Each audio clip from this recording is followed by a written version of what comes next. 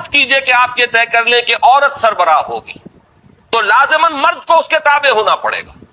یہ دنیا میں ایسے بعض معاشرے رہے ہیں کہ جہاں عورت کو سربراہی دی گئی ہے، وہ در حقیقت وہ اپنی جگہ پر وہ بھی ایک نظام چلا ہے بعض جگہوں پر بہت استثنائی کیفیات کے ساتھ، لیکن ظاہر بات ہے مساوات تو پھر بھی نہ رہی نا، کیونکہ اوپر کسی کو ایک کو ہونا ہے. اگر عورت کو سربراہ بنائیں گے جس کو آپ کہتے ہیں مادر سری نظام، یہ پدر سری نظام ہے، باپ اگر سربراہ ہے، اگر ماں سربراہ ہے مادر سری نظام ہو جائے گا لیکن باپ تابع ہو جائے گا، مساوات تو نہیں ہو سکتی. اور اگر پدر سری نظام ہے تو باپ جو ہے وہ بالا تر ہے، وہ ہیڈ آف دی فیملی ہوگا، عورت اس کے تابع ہوگی. یہ ممکن نہیں ہے کہ اس سطح پر مساوات کو اختیار کیا جا سکے، یہ ناممکن العمل ہے. یا مرد کو سربراہی دی جائے یا عورت کو سربراہی دی. اور قرآن مجید نے بالکل واضح الفاظ میں یہ سربراہی جو ہے وہ مرد کو عطا کی. چنانچہ میں نے جو آیات آپ کو پڑھ کر سنائی تھی ان میں سے ایک آیت تو سورہ بقرہ کی ہے کہ جو تمہید کا درجہ رکھتی ہے. ظاہر بات ہے کہ آج جو چیز انسانوں کے اندر اس درجے ایک فلسفے کی شکل اختیار کر کے آ گئی ہے، اس کے کوئی نہ کوئی جراثیم اس زمانے میں بھی ہوں گے. اور عورتوں کے اندر وہ جو ایمینسیپیشن یا ان کی آزادی کا ایک جذبہ ہے، اس وقت بھی کچھ نہ کچھ وہ چاہے بہت ہی دبا ہوا ہو لیکن موجود ہوگا.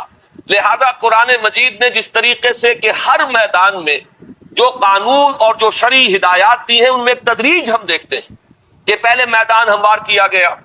جیسے شراب کے بارے میں پہلے صرف یہ کہہ دیا گیا کہ اس میں کچھ نفع کی بات بھی ہے لیکن نقصان بھی ہے. وَإِسْمُهُمَا أَكْبَرُ مِن نَفْعِهِمَا، اس کا گناہ کا پہلو جو ہے وہ نفع کے پہلو سے بڑھ کر ہے. بس یہ کہہ کر سورہ بقرہ میں چھوڑ دیا گیا. اس سے آگے چل کر ذرا فرمایا گیا کہ تم نماز کے قریب مت جایا کرو جبکہ تم نشے کی حالت میں. اس سے اب اندازہ ہو رہا تھا سب کو کہ یہ رخ کدھر جا رہا ہے. اور بہت سے حضرات نے تو پہلی آیت ہی نازل ہوئی تو شراب نوشی جو ہے وہ ترک کر دی اور تائب ہو گئے. بہت سے حضرات دوسری آیت پر سمجھ گئے کہ یہ فیصلہ کن معاملہ اب آنے والا ہے. جب تیسری مرتبہ حکم آیا جو سورہ مائدہ میں ہے فَاجْتَنِبُوهُ، اب باز آتے ہو کہ نہیں آتے، فَهَلْ أَنْتُمْ مُنْتَهُونَ، اب باز آتے ہو کہ نہیں. تو گویا کہ وہ آخری حکم آ گیا. اس میں تدریج ہے. بالکل اسی طرح اس معاملے کو یہ کڑوی گولی حلق سے اتارنے کے لیے کہ مردوں کو قوام بنایا جانا ہے، مردوں کو حاکم بنایا جانا، اس ادارے کا سربراہ بنایا جانا ہے، اس کے لیے ذرا فضا ہموار کی گئی ہے. پہلے سورہ بقرہ کی آیت میں آیت نمبر 228 ہے، یہ فرمایا وَلَهُنَّ مِثْلُ الَّذِي عَلَيْهِنَّ بِالْمَعْرُوفِ، عورتوں کے حقوق بھی اسی طرح کے ہیں معروف طریقے پر جیسے کہ ان کے فرائض ہیں. یہ بات اچھی طرح سمجھ لیجئے. اس آیت کا ترجمہ بھی اس دور میں بعض لوگوں نے غلط کیا ہے اپنے مغالطے کی وجہ سے، بعض جان بوجھ کر غلط کر رہے ہیں. یعنی وہ یہ سمجھتے ہیں کہ ترجمہ یہ ہوگا کہ جیسے حقوق مردوں کو عورتوں پر ہے ویسے ہی حقوق عورتوں کے مردوں پر ہے. یہ ترجمہ اس کا غلط ہے. عربی زبان میں لام اور علا کا استعمال جو ہوتا ہے اس کو سمجھ لیجئے کہ لام کسی کے حق کے لیے آتا ہے اور علا کسی کی ذمہ داری کے لیے. ذمہ داری لائبلٹی، رسپانسبلٹی، جس کے لیے وہ اکاؤنٹیبل ہے، جس کی اس کو جواب دہی کرنی ہوگی، اس کے لیے آتا ہے. جیسے کہ وہ مشہور دعا ہے قرآن مجید کے بارے میں کہ پروردگار وَاجْعَلْهُ لَنَا حُجَّةً، اے اللہ اس قرآن کو ہمارے حق میں حجت بنا. اور حضور کی وہ حدیث ہے کہ القرآن حجت لَكَ أَوْ عَلَيْكَ، یہ قرآن یا تو تمہارے حق میں حجت بنے گا یا تمہارے خلاف دلیل بنے گا. بالکل اسی طرح یہاں ہے وَلَهُنَّ مِثْلُ الَّذِي عَلَيْهِنَّ بِالْمَعْرُوفِ. یہ اصل میں توازن ہے وہ کہ جو حقوق اور فرائض اور ذمہ داریوں اور اختیارات کے مابین ایک توازن دنیا میں ایک یہ مسلمہ امر ہے کہ آپ کو معلوم ہے دنیا کے نظام میں اگر کسی شخص کے اوپر آپ نے ذمہ داری زیادہ رکھی ہے تو اس کے پاس حقوق بھی زیادہ ہونے چاہیے، اس کے اختیارات بھی زیادہ ہونے چاہیے. کسی کی اگر ذمہ داری کم ہے تو اسے کم اختیارات کی ضرورت ہے. یہ توازن در حقیقت حقوق و فرائض کا ہے. یہ توازن ذمہ داریوں اور اختیارات کا ہے. جتنی وسیع ذمہ داریاں ہوں گی اتنے وسیع اختیارات لازمی ہیں، جتنے محدود فرائض ہیں اتنے ہی محدود حقوق ہو جائیں.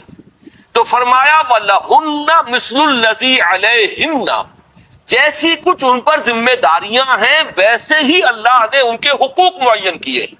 حقوق و فرائض کا یہ توازن ہی در حقیقت اسلام کے معاشرتی نظام کی سب سے بڑی خوبی ہے، اس کا سب سے بڑا حسن ہے. لیکن اس کے بعد ایک اضافہ کیا وَلِلرِّجَالِ عَلَيْهِنَّ دَرَجَةٌ وَاللَّهُ عَزِيزٌ حَكِيمٌ، اور مردوں کو عورتوں پر ایک درجہ حاصل ہے، اور اللہ عزیز ہے، حکیم ہے، اللہ زبردست ہے، کمال حکمت والا ہے۔ عزیز ہے تو اسے اختیار ہے، جو چاہے حکم دے، جو چاہے نظام بنائے، مختار مطلق ہے، وہ شارع ہے، جو چاہے شریعت متعین کر دے، اور وہ حکیم بھی ہے، وہ الٹپ فیصلے نہیں کرتا، وہ اندھا دھند کوئی قانون سازی نہیں کرتا، اس کی قانون سازی میں کسی کے لیے جانبداری نہیں ہے، نہ وہ مردوں کے لیے جانبدار ہے، نہ وہ عورتوں کے حق میں جانبدار ہے، بلکہ اس کی حکمت کاملہ، حکمت بالغہ جو ہے، اس کے تحت اس نے اپنے اختیارات مطلق کو استعمال کرتے ہوئے نظام معین کیا ہے۔ یہ اصل میں تمہید ہے اس کس چیز کی؟ وہ ہے سورہ نساء کی آیت، الرجال قوامون علی النساء، مرد عورتوں پر نگران ہے، اور میں اس کا ترجمہ یہاں تک کروں گا کہ مرد عورتوں پر حاکم ہے، اس لیے کہ قامہ سے بنا ہے قوام، قامہ یقوم و کھڑا ہونا، اور جیسے کہ آپ کو معلوم ہے ہر زبان میں ہوتا ہے، فعل کے بعد پریپوزیشن جو ہے، ورب کے بعد پریپوزیشنز کے آنے سے زمین و آسمان کا فرق واقع ہوتا ہے۔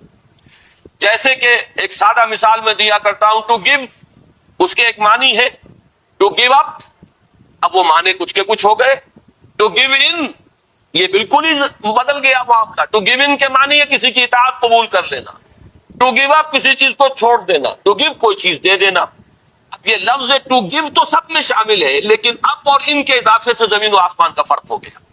اسی طرح عربی زبان میں بھی، جیسا کہ میں نے ابھی لام اور علا کا آپ کو بتایا ہے، اسی طرح قامہ الا جب آئے گا، کسی کام کی طرف متوجہ ہونا، کسی چیز کے لیے کمر کس کر کھڑے ہو جانا، قامہ الا، اور قامہ علا کسی پر کھڑا ہونا، یعنی کسی پر نگران بن جانا، کسی پر سربراہی اختیار کرنا، کسی کی ذمہ داری لے لینا، کسی کی کفالت کرنا، یہ تمام چیزیں جو اس میں آ جائیں گی۔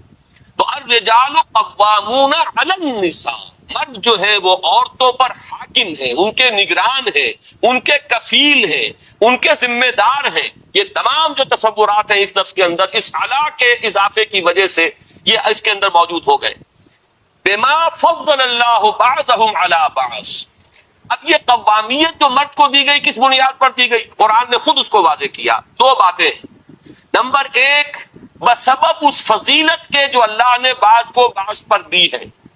اب یہ بعض کو بعض پر دی ہے، یہ بھی در حقیقت ایک بہت ہی بلیغ پیرایہ بیان ہے کہ عورتوں کی ذرا دل شکنی نہ ہو کہ وہ بات یوں کہی جاتی کہ چونکہ اللہ نے مردوں کو فضیلت دی ہے عورتوں پر، وہ بات آ چکی تھی، وَلِلرِّجَالِ عَلَيْهِنَّ دَرَجَةٌ، یہ سورہ بقرہ کی آیت میں بات آ چکی، مردوں کو عورتوں پر ایک درجہ فضیلت کا حاصل ہے، لیکن یہ کہ یہاں پھر بات کو مبہم انداز میں کہا گیا تاکہ اس بات کو انسانی ذہن جو ہے قبول کر لے، اللہ نے بعض کو بعض پر فضیلت دی ہے۔ اب یہ ایک ایسا یونیورسل ایک ٹروتھ ہے، بعض پیدائشی طور پر خوبصورت ہے، بعض بدصورت ہے، بعض کو اللہ نے اچھی صحت سے نوازا ابتدا سے، اور بعض کمزوری پیدا ہوتے ہیں، کمزوری رہتے ہیں، بعض کو ذہنی صلاحیتیں بہت بہتر دی ہوئی ہیں اور بعض کے پاس نہیں ہے، غبی ہے۔ یہ چیزیں وہ ہیں کہ جو فضیلتیں ہیں انسان کی تخلیقی بنیاد پر، جس میں انسان کا نہ کوئی کریڈٹ ہے نہ اس پر کوئی الزام جائے گا، اس لیے کہ جو اللہ نے بنا دیا جس طور سے بنا دیا، لیکن ظاہر بات ہے کہ ذہین کو غبی پر ایک فضیلت حاصل ہے، قوی کو ضعیف پر ایک فضیلت حاصل ہے۔ حضور نے فرمایا المؤمن القوی خیر من المؤمن الضعیف، مومن جو قوی ہو وہ ایک کمزور مومن کے درجے میں بہتر ہے، اس لیے کہ وہ اسلام کے لیے زیادہ محنت کرے گا، اللہ کے دین کی سربلندی کے لیے زیادہ محنت کر سکے گا، زیادہ قربانیاں دے سکے گا۔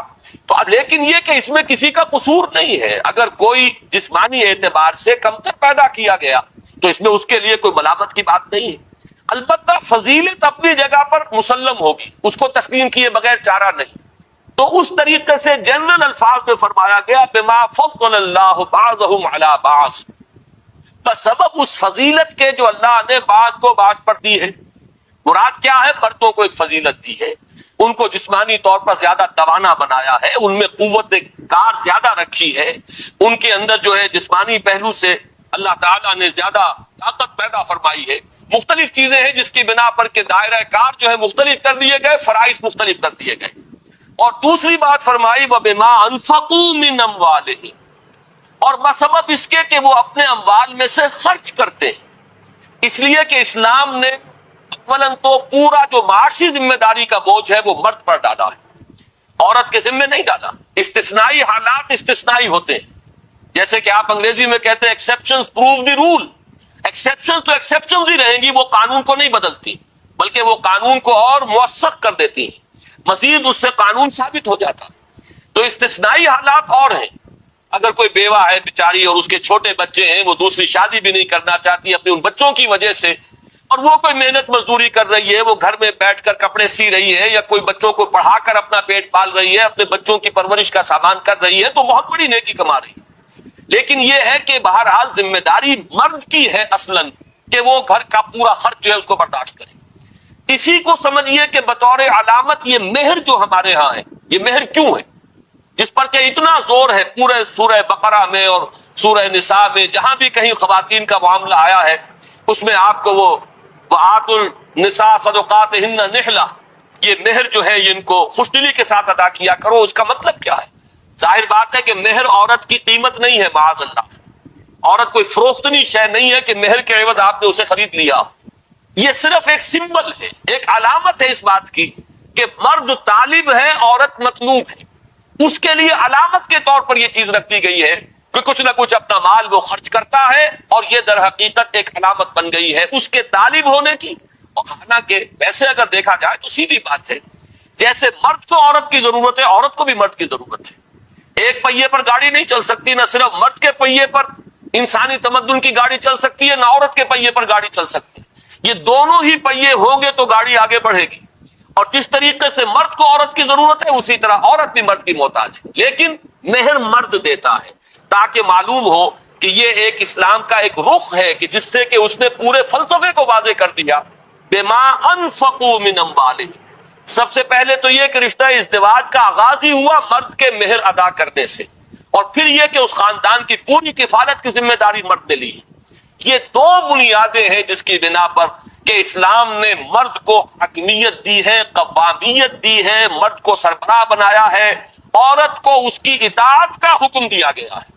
لہذا ذرا یہاں دیکھیے اس کے بعد کے الفاظ کیا ہیں، فَالصَّالِحَاتُ قَانِتَاتٌ، بس نیک بیویاں وہ ہیں کہ جو فرما بردار ہیں۔ فرما بردار کن کی؟ اپنے۔ یہ قنوت کا لفظ یا اللہ کے لیے آتا ہے، جیسے کہ ہم نے ابھی سورہ احزاب کی آیت میں پڑھا تھا، والقانتین والقانتات، فرما بردار مرد اور فرما بردار عورتیں۔ قنوت کہتے ہیں فرما بردارانہ انداز میں کھڑے ہو جانے کو، کسی کے حضور میں کھڑے ہونا، جھک کر کھڑے ہونا، گویا کہ اس کا حکم ماننے کے لیے انسان آمادہ ہے کہ جو حکم دیں گے بصر و چشم میں اسے قبول کروں گا۔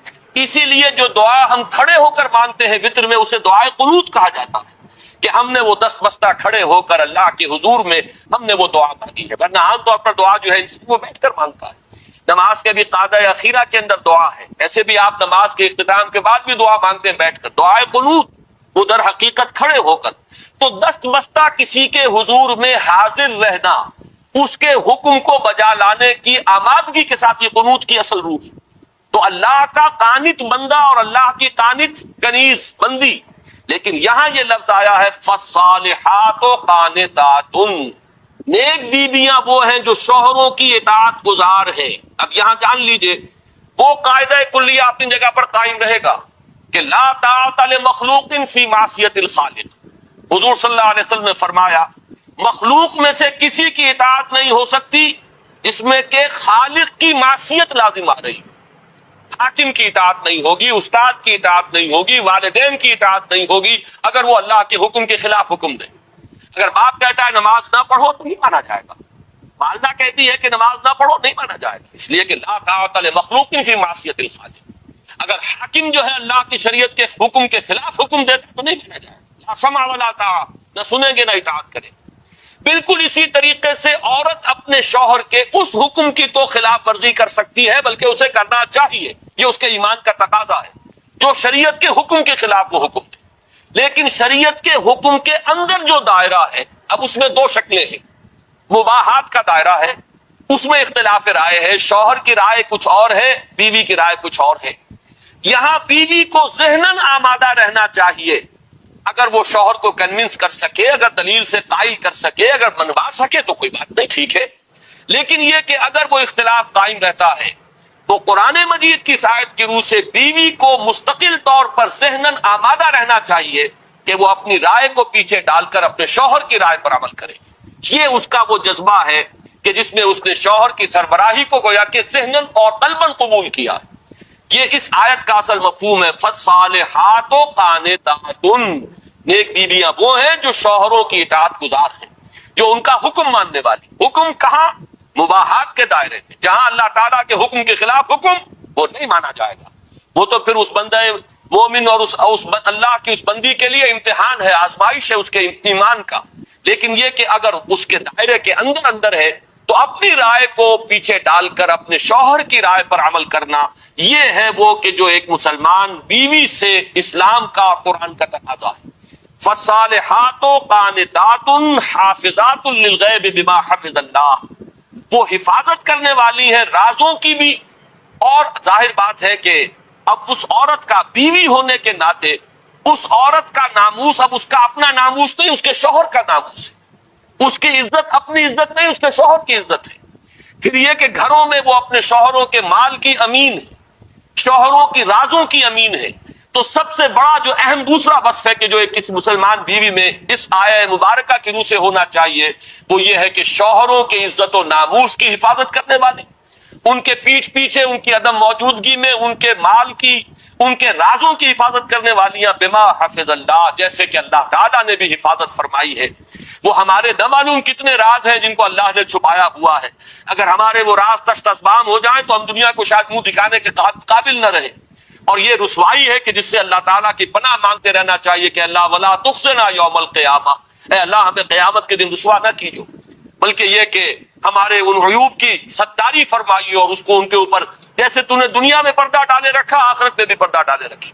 تو اسی طریقے سے عورت کا معاملہ ہے کہ وہ اپنے شوہر کے، ظاہر بات ہے کہ جس قدر اس سے واقف ہے، اس کی کمزوریوں سے واقف ہے، اس کے جو بھی کوئی راز ہے ان سے واقف ہے، تو اس کی وہ امانت دار ہے. یہ ہے وہ آیہ مبارکہ کہ جس میں یہ جو انتظامی اور قانونی سطح ہے اس پر اسلام نے ہرگز مساوات نہیں رکھی، بلکہ اس قانونی سطح پر آ کر ایک ادارے کے نظم کو برقرار رکھنے کے لیے مرد کو حاکم اور قوام کی حیثیت دی ہے اور اس پر معاشی کفالت کا بوجھ ڈالا ہے، اور عورت کے ذمہ یہ لگایا ہے کہ وہ اپنے شوہر کی تابع داری کرے، اس کی فرما برداری کرے اور اس کی عزت و ناموس اور اس کے مال اور اس کے رازوں کی حفاظت کرے. اس کے ضمن میں جو ایک نقطہ میں واضح کرنا چاہتا ہوں، وقت بہت کم رہ گیا ہے، وہ یہ ہے کہ یہ معاملہ بھی اصل میں بعض لوگوں کے سامنے اس طرح آیا ہے کہ صرف اس کا ایک رخ سامنے آتا ہے. اس کا دوسرا رخ یہ ہے کہ اسلام نے کمپنسیٹ کیا ہے عورت کو، جہاں اس پہلو سے قانونی درجے میں اسے کم تر رکھا ہے، وہاں بعض دوسرے پہلوؤں سے اس کی اس کمی کی تلافی کی، اس کسر کا جبر کیا ہے اسلام نے. اس کی کیا شکل ہے اس کو سمجھنے کے لیے پہلے میں آپ کے سامنے ایک مثال رکھتا ہوں. آپ ترازو کی مثال سامنے رکھیے. ترازو کو جہاں سے آپ پکڑتے ہیں وہ بالکل درمیان میں ہوتی جگہ، دونوں طرف اس کے بازو برابر ہیں، لہذا وہ ڈنڈی سیدھی ہے. ایک سیر ادھر ڈالیں گے تو ایک سیر ادھر ڈالنا ہوگا تاکہ وہ ڈنڈی سیدھی رہے.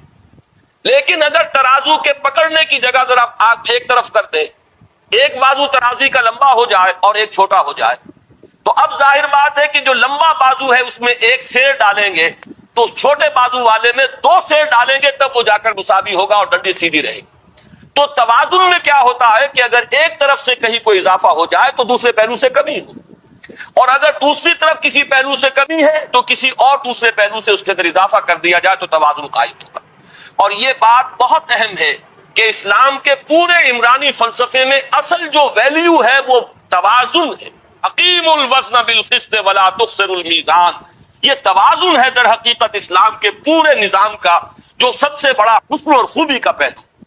یہ مساوات در حقیقت اسلام نے اس لفظ کو بہت کم استعمال کیا ہے، بلکہ عدل، قسط اور یہ توازن، اقیم الوزن بالقسط، یہ توازن پیدا کرنا جو ہے یہ ہے در حقیقت کے جو مقصود ہے کہ اگر کسی ایک پہلو سے کوئی کمی ہوئی ہے تو دوسرے پہلو سے اس کو کمپنسیٹ کر دیا جائے. اب میں اس کی چند مثالیں آپ کو دیتا ہوں. دیکھیے، مرد اور عورت ہونے کے ناطے جیسا کہ میں نے عرض کیا تھا کہ ایک ماں اور باپ، قانونی اعتبار سے باپ کا درجہ بہت افضل ہے ماں کی نسبت، اس لیے کہ اولاد اصلاً اسلام کی روح سے باپ کی ہے. ماں کے پاس وہ رہے گی، اگر سیپریشن ہو گئی ہے کچھ عرصے کے لیے، وہ اولاد کی بہتری کے لیے ماں کے پاس اولاد رہ سکتی ہے، لیکن بالآخر اولاد کو لوٹنا ہے مرد کی طرف، باپ کی طرف جانا ہے، اس لیے کہ قانوناً اولاد اسلام کی روح سے باپ کی۔ لیکن اب اس قصر کا جبر کس طور سے کیا، اب آپ اس کا اندازہ کیجئے کس قدر خوبصورتی کے ساتھ، کہ جو درجہ اخلاقی اعتبار سے ماں کا ہے، باپ کا اس کا عشر اشیر نہیں، اس لیے کہ جنت جو ہے وہ ماں کے قدموں تلے بتائی گئی ہے، باپ کے قدموں تلے نہیں بتائی گئی۔ جب حضور سے سوال کیا گیا، ایک صحابی نے پوچھا کہ میں کس کے ساتھ حسن سلوک کروں، میرے حسن سلوک کا اولین مستحق کون ہے؟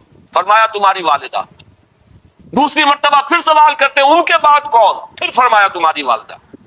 تیسری مرتبہ سوال کیا پھر کون؟ پھر فرمایا تمہاری والدہ۔ جب چوتھی مرتبہ سوال کیا ہے کہ ان کے بعد کون، تو فرمایا کہ تمہارے والد۔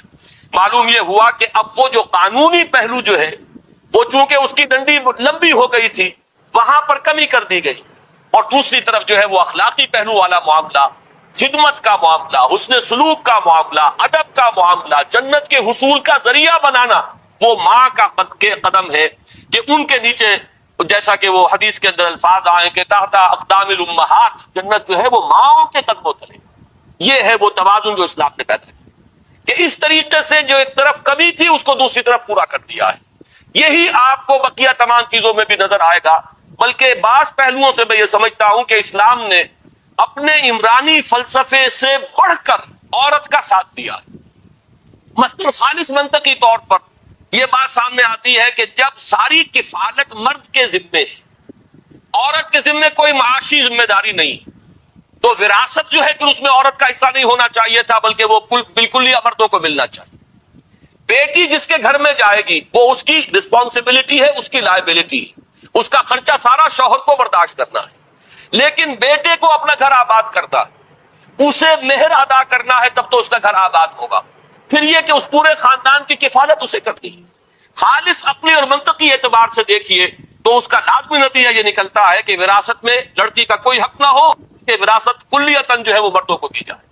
لیکن اسلام نے صرف یہ کیا ہے کہ بیٹی کے لیے نصف حصہ رکھا ہے بیٹے کے مقابلے میں، لیکن یہ کہ اس کو پورا ایک معاشی جو ہے اس کو ایک حیثیت دی ہے، اس کی ایک پوری شخصیت ہے، وہ اپنی ملکیت رکھ سکتی ہے۔ بلکہ ایسے ایسے معاملہ سامنے آتے ہیں کہ ایک خاتون نے آ کر حضور صلی اللہ علیہ وسلم سے یہ کہا، دریافت کیا کہ میرے شوہر جو ہے بڑے مفلس ہیں، کیا میں اپنی زکوٰۃ انہیں دے سکتی ہوں؟ تو حضور نے فرمایا ہاں، اگر تم انہیں زکوٰۃ ہوگی اپنے شوہر کو تو تمہیں دوہرا اجر ملے گا، ایک زکوٰۃ کی ادائیگی کا اجر اور ایک یہ کہ تم نے شوہر کے ساتھ اس نے سلوک اختیار کیا۔ اب آپ اس کا تجزیہ کیجئے، آپ اپنے والدین کو زکوٰۃ نہیں دے سکتے، آپ اپنی اولاد کو زکوٰۃ نہیں دے سکتے، کیوں؟ وہ آپ کی لائبلٹی ہے، ان کا تو آپ کو خرچہ برداشت کرنا ہی ہے۔ شوہر بیوی کو زکوٰۃ نہیں دے سکتا، اس لیے کہ بیوی تو اس کی لائبلٹی ہے، اس کی کفالت اسے کرنی ہے، اس کا نان نفقہ اس کے ذمے ہے، لہذا اس کو زکوٰۃ کیسے دے گا؟ لیکن بیوی کے ذمے شوہر کی کفالت نہیں ہے، بیوی کی رسپانسبلٹی نہیں ہے کہ وہ شوہر کا نان نفقہ فراہم کرے، لہذا وہ زکوٰۃ اسے دے سکتی ہے۔